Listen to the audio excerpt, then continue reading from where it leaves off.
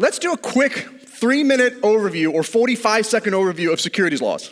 When you guys are raising capital, what you need to remember is that you are selling securities. Anytime you take money from passive investors where the returns are generated by your efforts, you're doing all the work and they're just writing you a check, that is the textbook definition of a security. SEC doesn't care how you structure it, whether it's an LLC, an LP, a profit sharing, tenants in common, like all that fancy stuff doesn't matter. And that's why when you see the crypto stuff in the news and, is Bitcoin a security, is Ripple a security, it's all because the structure doesn't matter. It's like, are you taking money from investors, and are you doing all the work? And if you are, you're selling securities. And when you're selling securities, three things, you just got to remember three things. That's it. It's that simple. You have to either register that security with the SEC, you have to find an exemption to that registration, or it's illegal. That's it. Register, find an exemption, and it's illegal. We never register because that's going public. That's being an IPO, right? We don't want to do that, and so that'll take you 18, 24 months, it'll cost you 7 figures. We don't have time now. We're just in contract to buy a building, right?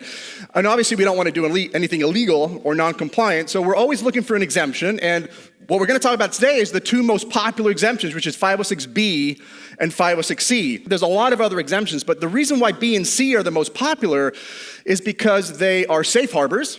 Meaning, once we comply with those rules, we are assured of compliance. There's no guesswork, which is nice.